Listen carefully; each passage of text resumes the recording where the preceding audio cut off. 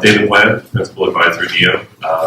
Don't tell anybody, but I actually have more startup experience than big company experience. And one of the reasons this stuff resonates with me is because my first startup did quote-unquote pivots in the first .com bubble, but we did them out of fear, and we had no idea what we were doing. So I'm just glad we have a language for this. But yeah, I work with startups and big companies, and that's me. I'm Rob Fan. Been part of Sharethrough from the start. We were about 6 years old maybe now. And we actually first met Eric before, I think he had just left View at that point. And we were at Steve Blank's house, and Steve Blank was like, there's this guy, he's potentially a good advisor for you guys, just sit down and talk to him. And I remember just being like, who is this random person sitting here giving me advice? But it turned out to be a great relationship, and like I remember hearing all these stories from him, and next thing I see, there's like these blog posts they're showing up on something he's talking about. And then all of a sudden it becomes bigger than, and you can't even get his time anymore. But I think, so been doing it for a while, and what's interesting is seeing how Lean has to evolve as the company has grown, and how I keep on going back to the core principles of Lean, even as we find product market fit once, and then have to find it again and again and again. I started coming off this metrics about 5 years ago now, and I was right after Rob reading the blog post, and then I met Eric. Most recently, I got an email from an entrepreneur, actually Twitter direct messages, because that's what happens now, not Instagram, just came out today. But, and he emailed me asking me how should I work with Eric, because he just got Eric on as an advisor. And I thought about that, and I think what Rob said about not getting Eric's time is interesting. It sounds negative, right? I get his time is great. He's busy. But what I ended the email back to him with was, in my head, when I think about things now, I just think, what would Eric say if I asked him? And I get my answer. I don't need to talk to him. So I'm Brant Cooper. Eric, weren't you on the Geeks on a Plane trip? Right, so the first time I actually ever heard Eric talk was, do you remember where was it? Were you in Tokyo? Yeah. I was there for 30 hours. Right, so Dave McClure coffee. Right, so it was the very first Dave McClure's Geeks on a Plane in June of 2009, and Eric does his Lean startup thing, and we're all like minds blown, except for one guy who says, "What about Steve Jobs? What about Apple?" And so it's actually a requirement now that every time I go and I talk about Lean startup stuff, somebody in the audience has to ask that question. So I'm just, for those of you who are shy and trying to think of a question to ask, at some point, raise your hand and say, well, what about Steve Jobs? What about Apple? I think I've really made my career now on pointing out how Steve Jobs was not the visionary that we all pretended that he was. He is a visionary, but not for the reason you might think. Real fast, I didn't realize we were all doing Eric stories, so. This is now a roast. Yeah. So, I met Eric and Dave McClure when you guys were lobbying to start up Visa, and you stopped by our little Lean Startup Circle in DC with Kevin DeWalt. And we had it in a church-like structure, and it was very religious. And in the talk, he said something about 4 steps, and I was the crazy person in the audience that had the book with me, and I started waving it like a madman. He's like, oh yeah, that guy down there read it, I guess. And, but yeah, so that was 2009, 10. There were like 15 people who read it at that time. Yeah. I think there are still only about 15 people. And by it, we don't really mean the whole thing. So, just the Pictures. Yeah. I'm happy to talk about the 4th step anytime people like. I've never got any questions about it. The 4th step? What is the 4th step? Cash the check? Was that, yeah, it's Yeah. company building. Just read the book. All right. So, like I said, I only have 3 questions, but now I have 4. So the first one is for Brant. So, what about Apple? What about Apple? Well, actually, just the real short version of the story is that Steve Jobs failed all the time, right? So, to me, the most revolutionary thing about the iPhone was not actually the phone itself, which John Ives designed. It was the fact that the App Store itself was opened up to third-party developers. And that is actually what caused the disruption, literally wiping companies off the face of the earth. Steve Jobs actually opposed opening up the App Store. So the question is always, how did he do that? Why didn't he see it? He's a visionary. And the other point, of course, is when he went and started his company Next. He built everything was under his control then. He could execute on exactly what his vision was, and he did actually. He built this amazing little workstation in a cube form factor that belonged maybe in a design museum, but not in an IT shop. They didn't want to buy it. They didn't buy it. The company failed. But I thought he was a visionary. The reason why he's a visionary is because he didn't allow those things to stop him, right? The reason why he's a visionary is because he surrounded himself with people like John Ives, or at Pixar, he let John Lasseter run that company. So when he was wrong, he didn't let that stop him. When he failed, he didn't let that stop him. A 6-year-old, 5-year-old, 7-year-old company, a lean startup.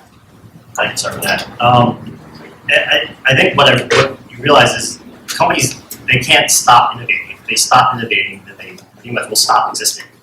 So when we hit product market fit at some point, we kind of had this moment where we decided to start scaling it, hire a sales team, build it out. But quickly we realized that competition is right around the corner. We need to figure out what to do next to stay ahead of competition, stay ahead of just the way the world's moving. And so that's where you need thinking. That's where you need to be able to keep on trying new ideas, keep on trying different strategies. And even though you have more resources, time's never on your side, money's never on your side. So you still want to figure out the fastest way to iterate through your problems and always remind yourself to talk to the customer. I think that's one of the things is as you start to grow, you start to forget, you start to think you know everything and you don't need to talk to anyone. And constantly reminding that you have to go out, get out the door and talk to people is a great thing. And what about product market fit? Maybe you mentioned something about like product market fit it's not static. Did you find product market, you guys are done now in the product market fit? Yeah, we're totally. Awesome. I think if you think about where the world is today, there's mobile, there's new mediums, there's new channels, there's new things happening all the time. And when you start a company, you generally think about, I want to build what's next, or I want to create what's next. And I think that never goes away inside of a company if you're truly trying to sort of create something new. And so with product market fit, you can achieve it, and then other people can come around and they can achieve it too in your market. And then what happens? Like that's really the question that I would try to answer when I think about product market fit. It's either a lot of people go over to them, or you're lucky enough to maintain your product market fit, but you might not be able to grow as fast as you used to, or as fast as you possibly can. And so I would just say that I think product market fit is just a good way of describing something that is sort of, I wouldn't even call it a moving target. I would just say that it's evolving. It's like a startup. A startup isn't static, right? Maybe big companies aren't, unless it's up to Eric, I guess, or Grant apparently. But I think those workshops are enterprise. You need a roast him. Yeah, I mean, you're not static. You're always thinking about what's next, and the way to do that is to think about product market fit as an evolving thing, not something that you can just sit on your laurels and never think about. So what is product market fit? I mean, David, as a consultant now and a former entrepreneur, I don't know. What is that thing? If you have to ask, then you probably don't have it. Is Okay, my fine. next question. No, not you. Yes, but I thought Andreessen actually said it last year really well at Eric's conference. It's like jumping out in front of a parade. You hit it, and you're just struggling to tread water and keep up. Is that really true? Does that really happen? I don't think so. I think that's a little bit false, to be honest. I've seen it in lots of companies now, and I can measure it. I can tell you, whether it's Sean Ellis's survey question or retention numbers for different types of businesses. I get what that means, which is you're out in front of the parade and they're coming at you, you're trying to look at them and getting stomped over. I mean, you're always trying to grow, you want that. So I don't like to think of it like that. I like to think of it more like you have, the measure I use is, are there awesome tweets about you? And lots of them, that you're not manipulating. That's what I How much is lots? It's all relative. If you have, hundreds of customers, it might be a few a day. It might be a few a week. But I mean, you can feel the love. I guess for me, the product market fit is feeling the love from your users or your customers. But it's pretty obvious. Does product market fit include something about having scale? Because I think you can have great tweets from 2 people, and it doesn't imply scale. I think product market fit involves some level of scale. And I think it involves existing customers putting new customers into the top of the funnel without your marketing. So I think that's actually sort of what Ethan is saying, but it also does involve an organic growth to some extent. When you see organic growth without it being the result of your marketing, it's because your product has hit home, right? So that's sort of the passion part of Patrick and Mike's framework is, satisfied. People are satisfied when you fulfill the promise. People are passionate actually when they reach this level that you aspire them to reach, right? It's an emotional impact type of thing, and they want to share it. Or if it's a high margin product, they might want to show it off. They're walking down the street with it. Or Patrick's walking through the airport flashing his American Express card. So there's different ways to demonstrate passion, but it's putting new people into the top of the funnel without spending any money on marketing, and that indicates that the product is the found market. Yeah, I think with product market fit, the thing with product market fit is you can have product market fit with a product that isn't destined for success, because it's easy to have something that can get traction, get people even giving you money to use, but it's not a long-term solution. It could be a short-term thing that solves a temporary pain point, but is not a long-term thing. Or even the market ends up not being that big. You can have product market fit in a small market. I totally agree with that. Yeah, and that's the thing that I think that is for. I mean, you see the story with a lot of startups. They succeed, and all of a sudden you're like, why did they just taper away? And it's because they got product market fit. And they thought it's like just double downtime, but it's actually they got product market fit like something. My market went not big enough, or they struck a chord with something, but it couldn't scale. Like turntable.fm is an example. And that answers the previous question. That's why you don't stop being a lean startup, because you haven't yet proven, when you hit product market fit, you haven't proven that you've got this huge market.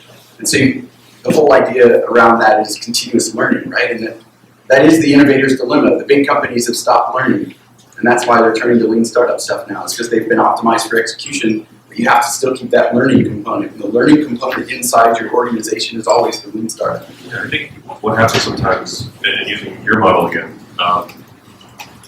you have retention metrics and people are satisfied, but they're not passionate.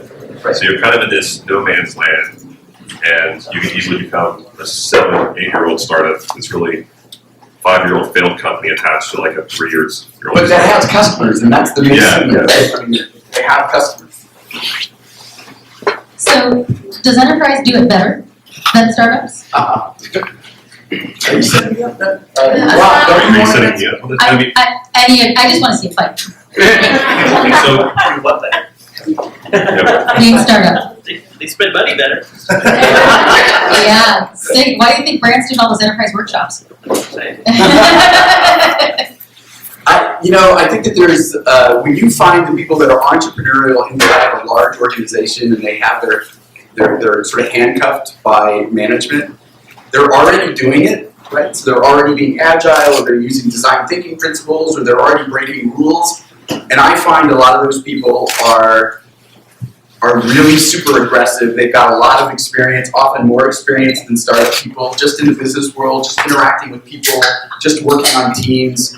And so I just get a lot of satisfaction with working with those teams because they're able to, I think that their execution is faster than a lot of startups I work with. I think the conundrum with big companies is that they can easily do some things that startups can't. They get a bunch of eyeballs every day if they're successful, and they can easily do some tests on their core offering. And for new ideas, they get a lot of statistically significant data very quickly. It's just they're too scared to do it. They think it's going to impact stock price, damage the brand, they'll get bad press in the Wall Street Journal. So they don't do it, and you have to kind of help them do it in a responsible way. And I think in that case, they do have an advantage over startups, but I'm not sure better would be the way I describe it. Yeah, I think that's a good point. Is the fear of failure, and we're not afraid of doing something and be like, wow, that didn't work at all. Let's pull it back in the market. And I can see it creep out a little bit here and there every now and then, where there is like, oh, well, we shouldn't really do this because it might not work well. So let's not even talk about it. Right? That is when you start to get bigger, you have this reputation, this brand you have to maintain. Which as a startup, I think that is the key advantage. You can just move so fast. It doesn't matter who you step on. Right. It just doesn't take that long to teach them how to do a fake brand. Do you still feel that sense of freedom and permission, or as you get bigger, do you start to have that brand fear, like, oh, Ad Age is going to kill us if we do blah blah blah blah blah? I think it's a little different, but I think there is a little bit more fear. I think there definitely is.